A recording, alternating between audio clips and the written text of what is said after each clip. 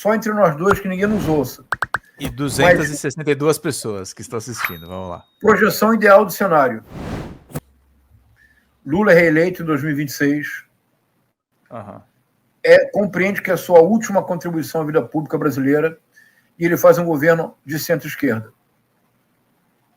com as reformas necessárias, assumindo os conflitos que precisam ser assumidos. E em 2030, nós teremos por 8 anos, como presidente do Brasil, o ministro Flávio Dino, que abriria mão do cargo vitalício para arriscar a presidência da República, e me parece, projeção do cenário ideal, sejamos irresponsáveis. Uhum. O Lula vence a reeleição em 2026, compreende que é seu último momento na vida pública brasileira e faz um governo de centro-esquerda desde o princípio, abrindo caminho para que o ministro Flávio Dino seja nosso presidente de 2030 a 2038. E eu morrerei um homem feliz. Mas você sabe que já tem um precedente sobre isso, né? O Lula não fez exatamente um governo de centro-esquerda, mas o primeiro mandato dele foi... O pessoal já esqueceu, né? Mas esqueceu do Palocci, esqueceu dos primeiros ministérios. Mas era um governo bem mais à direita para depois ele ser mais progressista no seu segundo mandato. Mas lá atrás, em 2003, que ele eleito em 2002, começa a governar em janeiro de 2003. Isso. Você se recorda que ele precisou chamar o Meirelles. Antes o Meirelles da campanha. era o presidente do Banco Central. E você se recorda o porquê, não é, Pedro? Porque havia um receio enorme de que os acordos não seriam cumpridos, etc, etc. O Lula precisou, no primeiro mandato, deixar claro para todos que ele cumpriria acordo, que ele não seria radical. Ele escreveu uma carta aos brasileiros antes da eleição, caso contrário, a eleição poderia ter sido comprometida. É uma boa lembrança, Pedro. Imaginemos, e o segundo governo do Lula foi muito mais assertivo. Isso. Esperemos que o mesmo aconteça agora, que o caminho seja preparado para 2030. Eu teria uma alegria imensa em votar no maranhense Flávio Dino, levaria para as urnas as obras completas do Gonçalves Dias, maranhense como ele. As obras completas do Gonçalves Dias. Eu acho que o risco talvez seja 2030.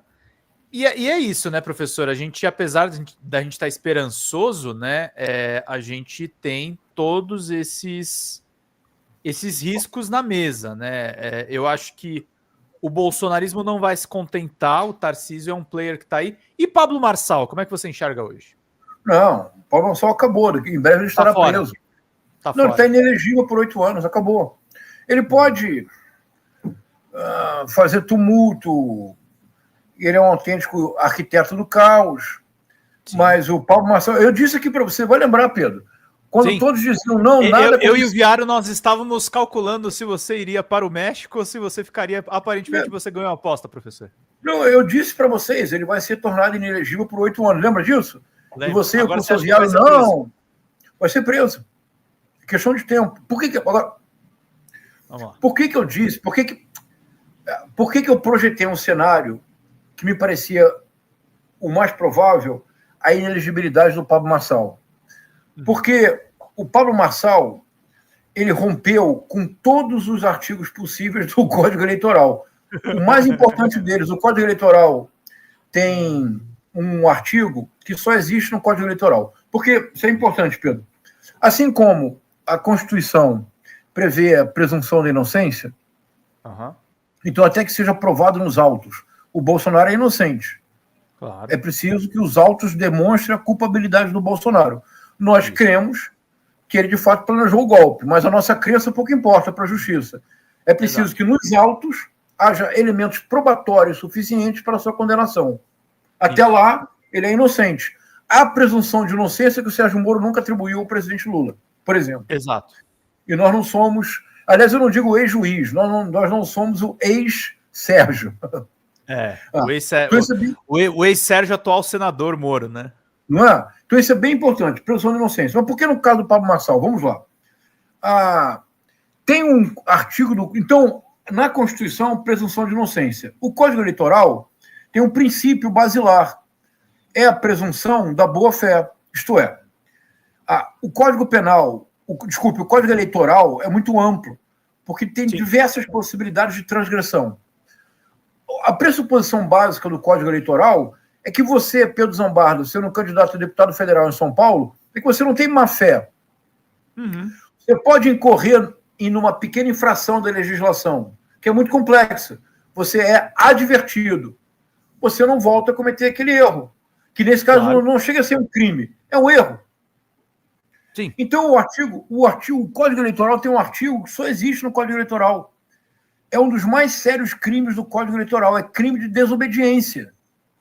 Uma vez que você seja advertido de que aquela conduta é ilícita e pode ser imputada como criminosa, você para de fazer.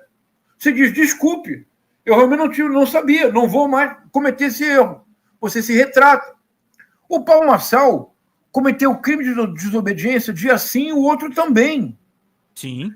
O Pablo Marçal, com aquela estrutura dos cortes, cometeu um crime de abuso de poder econômico. Ele cometeu o crime. Então, nessa esfera eleitoral, o Pablo Marçal mostrou que, de fato, ele é um legionário. Ele subiu todos os montes. Parece a música. O Pablo Marçal não conhece Clara Nunes. Se conhecesse, não estaria inelegível. Lembra da Clara Nunes? Subiu, mas depois desceu mais de 1.200 colinas. O Pablo Ele teria Marçal um pouquinho de medo, né? Porque quem sobe, desce. Desce. Então, tal como a lei da gravidade. Se ele conhecesse uma das maiores artistas do Brasil, Clara Nunes, ele não estava inelegível. Então, por isso eu disse para você, para o professor Vieira, com plena convicção, se o Pablo Marçal não for tornado inelegível, acabou a democracia no Brasil. Porque você teria contaminado e desmoralizado a própria instituição básica da democracia, que é a votação, que é o Código Eleitoral. Então eu não tinha dúvida sobre isso. O Pablo Marçal será preso. Se ele não... ele não é réu primário. Ele não é réu primário. Não. Ele vai ser preso e vai ser uma cana dura, pelo visto. Ele vai ser preso, porque veja, o que o Pablo Marçal fez? Eu participei uma vez, acho que num veículo, pelo qual eu tenho grande simpatia, então não vou dizer qual é, você vai entender o porquê. Tá bom. Um grande veículo. Me perguntaram, professor, a estratégia do Pablo Marçal foi equivocada ao divulgar, não produzir, mas ao divulgar um lado falso? Eu digo, olha, eu proponho que a partir de hoje nós não mais nos refiramos ao gesto do Pablo Marçal como erro de estratégia. Erro de estratégia foi o deputado federal Guilherme Boulos ter se comportado como Lulinha Paz e Amor no primeiro turno, imaginando que já estava no segundo. Ele quase perdeu o segundo turno. Isso é um erro de estratégia. Que foi o que eu pensei. Eu acho que o segundo turno do Boulos foi muito interessante. Bem melhor que o primeiro. Exatamente. Então, eu disse, isso é um erro de estratégia. Eu proponho que a partir de hoje nós nos refiramos ao gesto do Pablo Marçal como um crime. Um crime. E não um crime qualquer. O crime que o Pablo Marçal cometeu, divulgando um lado falso de um médico morto. E nessas horas a providência funciona. De imediato, a filha do médico se manifestou. Ao que parece, eles tinham uma relação tão amorosa, tão profunda como pai e filha. Ela tinha a assinatura do pai tatuada. Você recorda disso, Pedro? Lembro. Ela tinha no pescoço a assinatura do pai tatuada. Ela mostrou. Ela disse, essa é a assinatura do meu pai. Aquela assinatura é falsa. Ele divulgou um laudo falso, é crime federal. É um crime da alçada federal. O Pablo Marçal enfrentará problemas que ele já compreendeu, por isso ele tem desaparecido, por isso tem ficado muito tempo fora do Brasil. Mas, assim como ele já está inelegível, o Pablo Marçal muito provavelmente irá para a prisão. Fala, pessoal da Folha Democrata, que é Pedro Zambardo, editor do canal, falar um pouquinho a respeito da necessidade de vocês financiarem a Folha Democrata. Gente, a Folha Democrata é financiada através de um Pix chamado Folha Democrata, é o endereço do Pix, né? folhademocrata@gmail.com. Nós precisamos do nosso jornalismo financiado por vocês que são do nosso público, porque nós passamos vários perrengues aqui com o YouTube, vocês sabem muito bem. E mesmo assim, graças a essa comunidade muito unida, a gente conseguiu fazer lives históricas, acompanhar praticamente ao vivo a campanha do Guilherme Boulos, trazer informações exclusivas a respeito de Gustavo Gayer, de Olavo de Carvalho, de todos os bolsonaristas, combater as fake news e tudo o que a gente acompanha. Por R$80 no nosso Pix você ganha um curso de roteiro para série, o que é muito importante se você é artista, roteirista, se você lida com essas práticas da economia criativa. Outra forma de você colaborar também é se tornando membro aqui do nosso canal.